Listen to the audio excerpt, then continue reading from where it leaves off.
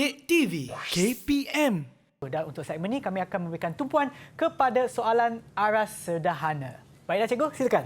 Baik, cikgu akan teruskan dengan soalan aras sederhana. Dan soalan ini adalah berkaitan dengan soalan mengaplikasi pengetahuan secara kualitatif dan kuantitatif. Dalam bahasa mudah, kualitatif mengaplikasi pengetahuan dalam bentuk perkataan. Ya. Manakala kuantitatif pula adalah mengaplikasi pengetahuan dalam bentuk nombor. Baik. Okey, kita tengok contoh soalan. Berdasarkan graf halaju masa, berapakah sesaran kereta dalam masa 14 saat? 14 saat dekat sini. Okey, murid-murid kena tahu bahawa untuk graf halaju masa, luas di bawah graf adalah bersamaan dengan sesaran. Jadi, cara untuk menyelesaikannya adalah sesaran graf ni adalah luas trapezium yang sebelah atas tolak dengan luas segitiga. Sebenarnya kalau murid-murid nak pecahkan kepada segitiga dan segi empat pun boleh juga. Tetapi sebab murid-murid kan memang dah ambil fizik, ambil matematik tambahan dan belajar matematik. Jadi cikgu rasa tak ada masalah, terus murid-murid gunakan luas trapezium sahaja. Okey, jadi luas trapezium tolak dengan luas segitiga, maka murid-murid akan dapatlah 80 meter dekat sini. Okey, cikgu dah kongsikan dekat sini apakah luas trapezium tadi, iaitu setengah darab tinggi darab segi dia sebenarnya hasil tambah dua sisi selari. Okey, sebab tu cikgu tulis BC tambah AD. Ya. Okey, kemudian tolak dengan luas segitiga. Okey, maka murid-murid dapatlah jawapan dan pastikan tekan kalkulator dengan betul. Ya. Okey. Seterusnya kita tengok soalan contoh ke-14. Rajah menunjukkan Abdul Latif bin Romli dalam acara lompat jauh. Teknik manakah yang beliau gunakan untuk mengurangkan kecederaan? Okey, cikgu kongsikan tip dekat sini, daya impuls. Okay, sebenarnya formula ni tak ada dekat depan. Tetapi formula ini dapat dijemakan daripada F sama dengan MA. Ya. Okey, ini adalah formula untuk daya impuls. Macam mana kita nak guna formula untuk jawab soalan berbentuk ayat? Sebab selalunya kita guna formula untuk menyelesaikan pengiraan. Okey. Jadi dekat sini cikgu nak kongsikan tip bagaimana murid-murid nak guna. Sekarang kita tengok untuk daya impuls F. Okey, daya impuls adalah F dan T adalah masa tindak balas. Masa tindak balas. Jadi tadi kita kata nak kurangkan kecederaan, bermaksud kena kurangkan daya.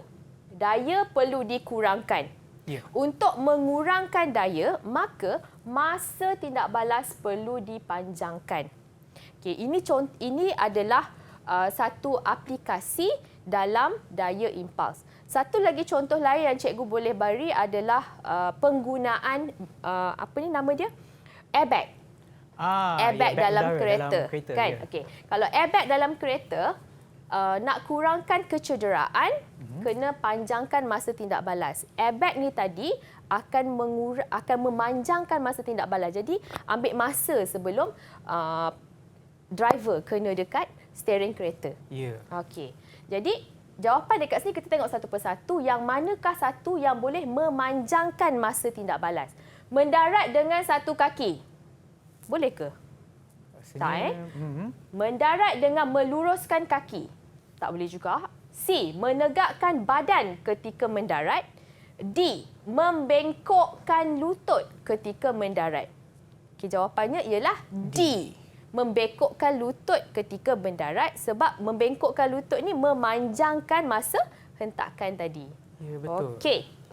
Seterusnya, soalan contoh ke-15 daripada tajuk kegravitian. Rajah menunjukkan sebiji bola besi berjisim 0.2 kg diikat pada hujung tali yang diputarkan secara mengufuk oleh seorang murid. Jejari bulatan, yang ini adalah R, ialah 0.5 meter. Jika jejari berbola besi itu berputar dengan kelajuan mala 4 meter sesaat, hitungkan daya memusat F juga. Ada banyak F. Okey, tadi jisim M. Okey, apa yang cikgu tunjukkan adalah bagaimana murid-murid boleh mengenal pasti kata kunci dalam soalan yang diberikan. Okey, kita tengok bagaimana cara untuk menyelesaikan soalan ni tadi.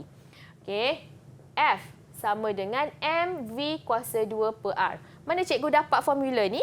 Formula ni ada dekat buku soalan. Jadi murid-murid boleh rujuk dekat buku soalan. Buku soalan nanti ada formula, so tengok dekat depan. Sebab itu sangat penting murid-murid kena tengok secara keseluruhan. Apakah formula yang diberikan dalam buku soalan, apa formula yang tak ada. Okey, kalau kamu tak pernah tengok soalan formula kat depan, kamu cuma tahu, oh ada formula, tak apalah nanti guna. Tapi bila sampai hari kejadian, tengok-tengok, kenapa tak ada formula? Cikgu kata ada formula. Itu yang kata formula kat depan tak guna.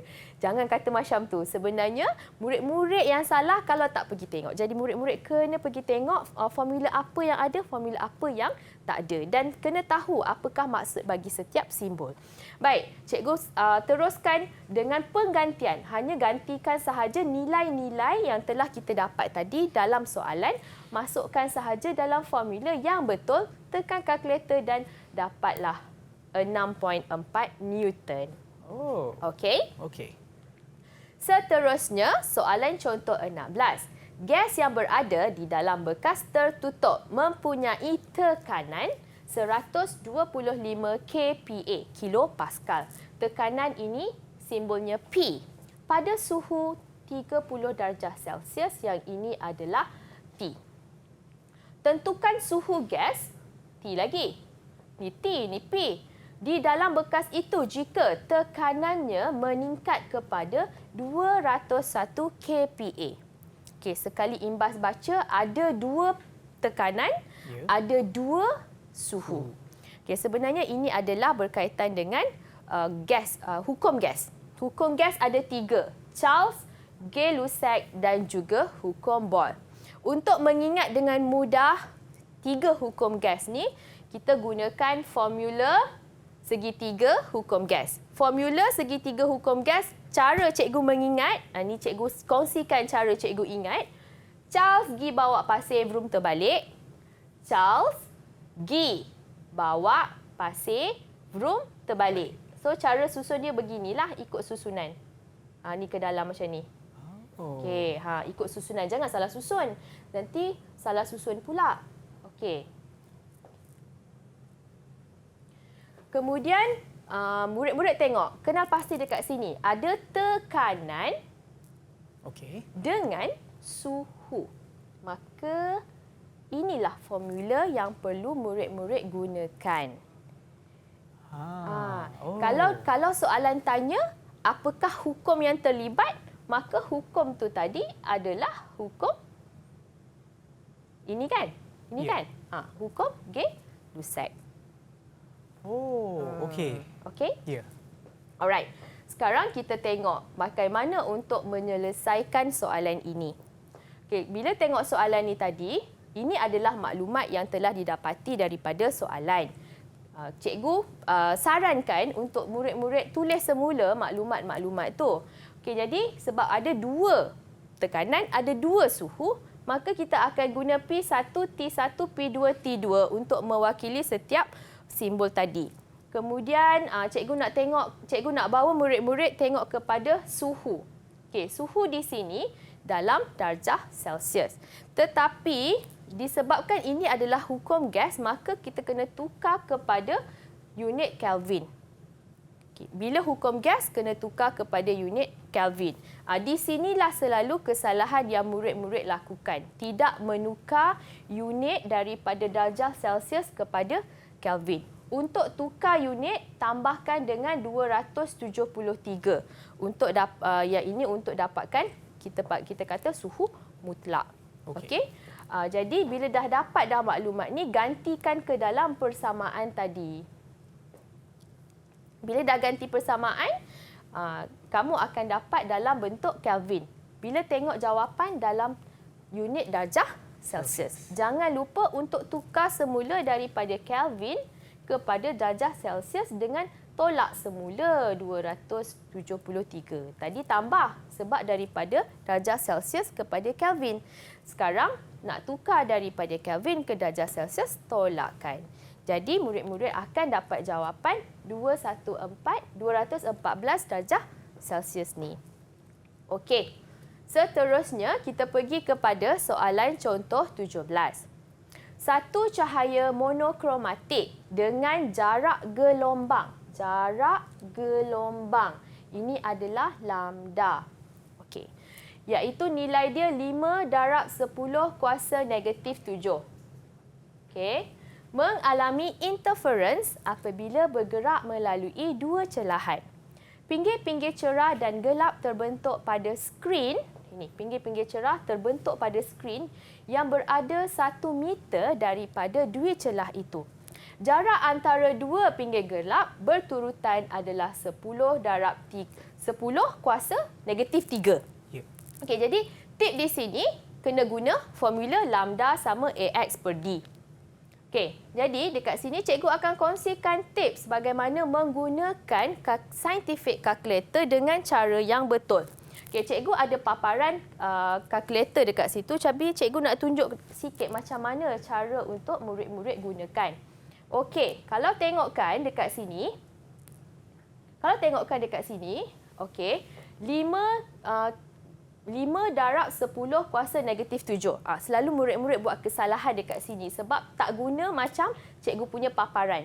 Okey, sebab murid-murid selalu tekan darab. Okey, jadi sekarang cikgu nak tunjuk macam mana cara yang betul. 5, guna perkataan EXP.